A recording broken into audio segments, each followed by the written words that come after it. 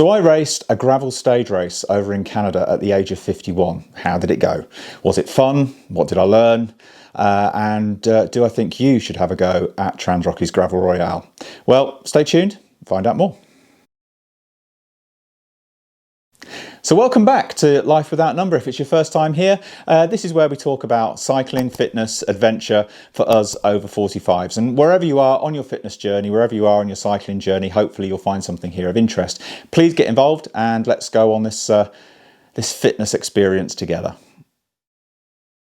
So bike racing is hard, right? Well, yeah, it can be, but you can do it at any age with the right preparation, right recovery and so on. So this video is going to be a review of TransRockies Gravel Royale, a 3-day stage race in the Canadian Rockies in 2024. What I learnt both at the event, through the training process as a 50-something rider, and basically giving you some feedback as to what you may find useful if you're preparing for a similar challenge, and indeed whether you should perhaps consider TransRockies Gravel Royale as a challenge in your future. So stay tuned, it's all right here. So with no further ado, TransRockies Gravel Royale, what is it? I'll go on to tell you a little about what I learned and what hopefully you may find of benefit for your own fitness journey in a little while, so please stay tuned. But first of all, what is it? So it's a 3-day stage race, all on gravel in the Kootenay Rockies in British Columbia over in Canada. Timing-wise, it takes place usually every August. Certainly August 2025 is the next instalment of TransRockies Gravel Royale at time of recording. And you have a choice of doing what they call a full pint or a half pint. So full pint obviously being the full distance and half pint obviously being a slightly shortened distance. So you can find a challenge that's absolutely perfect for wherever you are in your fitness, or at your fitness level, I should say. It's run by TransRockies Events, very well organised team of individuals, and I have to say a lovely bunch of people as well. They keep it fun, they keep the whole experience really quite chilled. You're really well looked after as a rider, and again I'll go into more details in a second on that one. And this year, or last year as it is now, 2024, it took place at Nipika Mountain Resort, which is near Invermere in British Columbia.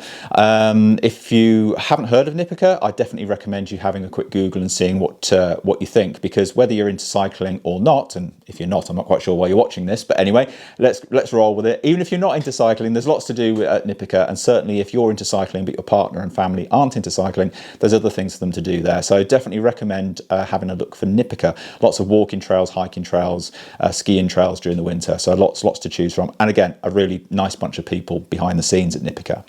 Now in 2024, the whole 3 days was based out of Nipika. Sometimes it does go point to point. In 2022, when I last did it, it went from point to point from Panorama in British Columbia over to Fernie. But this time it was all around Nipika. And unfortunately, because of local wildfires in the run-up to the event, the organisers and the guys at Nipika had to make a pretty late call on whether they were going to be able to go ahead with the event.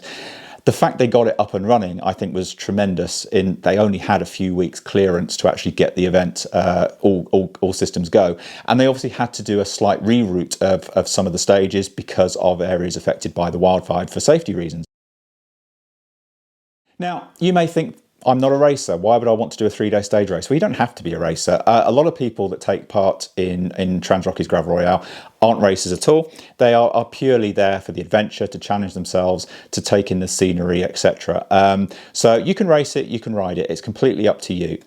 You will normally find yourself riding with someone of a similar ability. So it's a real social event as well. And away from the riding, the organisers do a really good job of putting on something called Chillville, which is your area to kind of sit and relax with other riders into the evening. So yeah, the whole thing, as I said before, has got a really cool vibe. The courses, well, it changes year to year, but in 2024 and indeed in 2022 when I last did it, the courses were tough. There's no sugarcoating it. Those mountains are big in British Columbia, so there is going to be a lot of climbing, but it is doable. It's definitely doable with a little bit of training, a little bit of the right mindset, and I think you can make it to the end, come what may. There are time limits. Obviously, there has to be time limits because people have to be taken off the course. The kind of crew that work the event, sorry, got lost for words there. The crew that work the event and so on have to be removed from the course. So there has to be time limits. But the time limits are quite lenient. And, even if you end up doing a lot of walking, as I have done in 2019's TransRockies event, you've still got plenty of time to get to the end. So don't worry about that. So what were the courses like? Well, again, it changes year to year. The routes are normally between 50 and 60-ish kilometres long, so not painfully long, but enough to challenge you given the terrain. First and foremost, be prepared to climb. It sounds obvious because you are in the Rocky Mountains, but do be prepared to climb because the climbs are long and in places are steep. So do bring your climbing legs for sure. Bring decent bike handling skills. Don't get me wrong, you don't need to be the most amazing technical rider. You truly don't. There's not a lot of what I would call technical riding involved in it. But at the same time, because the nature of the Rockies, you have got so many different surfaces from champagne gravel through to rocky, through to loose rocks over hard pack, a little bit of mud, obviously dependent on the weather. So you are going to be challenged in different ways. And you know, you just have to have some decent bike handling skills, but certainly you don't need to be a downhill mountain biker or anything like that. Bring a sturdy bike. I will go on to say which bike I think is going to be best for you, whether it be a mountain bike or a gravel bike later in the video, but just bring something that's going to be able to take the constant pounding of the rough surfaces over 3 days, because yeah, you don't want to be stuck out in the middle of the wilderness with the lightest possible bike which decides to break on some long rocky descent. Above all, the courses are beautiful. The scenery is like nothing else. As people who know me know, I'm very pro Canada in many, many ways. I love Canada. So as far as I'm concerned, it is the most beautiful country in the world, and I have been fortunate enough to travel quite a lot. But yeah, regardless of what your feelings towards Canada is, or are, I should say, then you won't be disappointed with the scenery. It's stunning. But what about when you're not riding? What's the event village like? Well, you can take a motorhome and camp there, or you can, as part of the package of entering TransRockies, you can sign up for the camping option, in which case your tents are there for you to kind of make yourself at home. Everything you could possibly want is there. It's provided. You do get a feeling of what it's like to be a pro for a few days, because pretty much all you have to do is concentrate on riding your bike and eating. And that's pretty much it. Ride, recover, eat, sleep, and that's really all you have to do. So at the event village, you've got all the obvious essentials such as toilets, shower truck, both of which are very well looked after, very clean. Yeah, enough said on that one. We've all been to events where that's not necessarily the case and it's not nice, but no, both the shower truck and the toilet's always very clean. So they're there. You've got catering during the day. There's a food truck there for when you get back off your ride, and then in the evening there's a big dining area where you have both your breakfast in the morning and then you have your evening meal at night. And those food packages are included in entry into TransRockies Gravel Royale. The food is excellent. The catering is superb. If you've got particular dietary requirements, then definitely, just let them know at sign up and you will be catered for. You are definitely looked after. I didn't hear, I actually was talking to someone who was celiac at the event, and they managed to get food for those guys as well. So whatever your dietary requirements are, this shouldn't really be a discussion point in 2025. It should be a given that it will be catered for, but very often on events that's not the case. But at TransRockies, all catered for. So also at the event village, you have all the sponsors turn up and they run competitions, and they will look after you if you have any issues with any of their branded components or goods. And you don't get the hard sell. They're just there if you want to have a chat with them. And sometimes they just want to have a beer and have a chat. So it's all very cool and very chilled vibe, as I think I've said before. In the afternoon, they run competitions when everyone's finished riding in Chillville. And there's beer, both alcoholic and non-alcoholic, available for you. You have competitions, there's games for the kids to play and for non-riding partners to get involved in as well. So there's something for everyone. So even if the rest of your family aren't really into cycling, they can still have a really nice break at a beautiful location. Now, every evening there are daily awards, obviously for the people on the podium, but also there's spot prizes, spot awards. There's a video and photo compilation from the day. It amazes me, the high quality of the videos, how quickly they turn them around from people finishing to actually presenting it to everyone at the evening meal. And it's really just a fantastic atmosphere throughout the whole thing. Now, if something goes wrong, either with you or the bike, oh man, I can say this from personal experience. The medical team are really, really good. I haven't needed them, touch wood, the last twice I've been at a TransRockies event, but goodness knows I needed them before that at the 2 events I did before that, and they were absolutely excellent. There's massage therapists on site as well. That is an added extra, but definitely worth the money, certainly as the stage race goes on. And certainly for us over 50s, it definitely comes in handy. And then for your bike, there are mechanics on site. Now you can buy into a mechanical support package at the start, or you can just look after your own bike and take it to them if something goes wrong.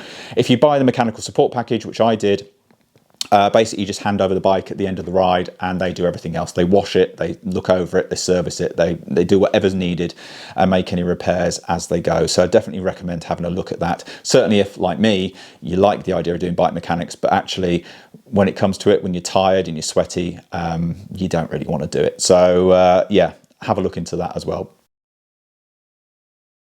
The question that everyone asks, well, it's one of the 2 questions everyone asks. The main question is, what bike would you recommend? Not in terms of brand, but what kind of bike would you recommend for Gravel Royale? And of course, the other question is, what tyres? Hey, we can't talk about a bike event without having to talk about tyres, can we? So in terms of what bike, I did it on a mountain bike hardtail. You'll see from my videos a link before of all the stages. I did it on a Yeti hardtail.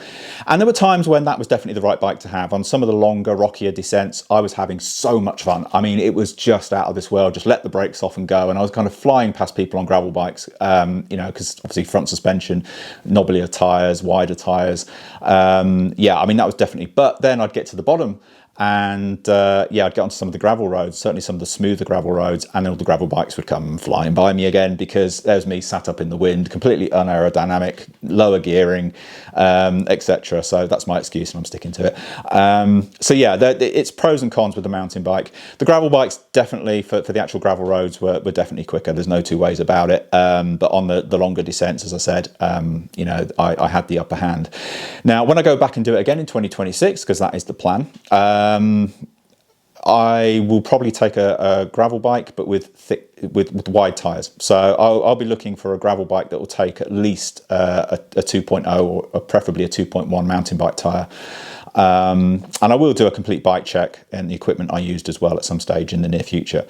But yeah, that would be my recommendation. Slightly wider tyres. I'd say a 45mm tyre onwards, certainly if you're a slightly heavier rider like I am, is absolutely priceless for Gravel Royale. So how did I get on and what did I learn? Crucially, what did I learn? So first of all, how I got on. I finished 30th overall in my age group. I think from memory there was 47 people in my age group. So, you know, certainly not a podium contender, hopefully one day, but not there yet. But yeah, I mean, 30th, I will certainly take. There was improvement over my 2022 performance. I felt stronger. I felt I could have gone another couple of days, to be honest, at the end, which says to me I didn't put enough into it. But again, I was there really to enjoy myself and chat to people and just challenge myself a little bit. So yeah, I was really pleased with that. Day 3, the wheels came off a little bit on the final climb, but it was the final climb. So it's like, if it's going to happen, that's a good time for it to happen. But it wasn't major. I just got off and walked for a couple of minutes. My legs came back to life, got back on, finished the race. I mean, it was no biggie. So yeah, I'm quite pleased with how I got on. But there is room for improvement, and that is going to be a whole series of videos coming to the channel, because I want to get to the Gravel World Champs. Yeah, 30th out of 47. I've got a long way to go. But, you know, please like, subscribe, and let's embark on that journey together. So what did I learn, and what could hopefully be of value to you? We're all different. We're all at different stages of our fitness and riding ability. But this is certainly what I learned. Now, I've done a few of these kind of big rides over the years, most of them with TransRockies. I have done Transalp as well, and various events here in the UK. So some of what I'm about to say I've learned over those years as my fitness has progressed, as I've progressed as a bike rider as well. But some I learned this very year. I mean, you never stop learning, at least you shouldn't, regardless of age or experience level. I'm looking down at my notes just to make sure I don't miss anything. So first of all, and this one sounds quite obvious, but it's amazing how many people don't do this in my experience, is you've got to train for long, hard days. Even if you live in an area like I did when I first started into cycling, where you don't have any hills, how do you train for the mountains? Well, you can do it. You can do overgeared intervals. There's lots of things you can do. But a lot of people just don't train for the length length of time they're necessarily going to be sat on the saddle. It does sound obvious, but you see people who, you know, they're into their kind of 5+ hours on that particular day, and they're really struggling because they've never done that before. So, you know, you do have to train for those long days.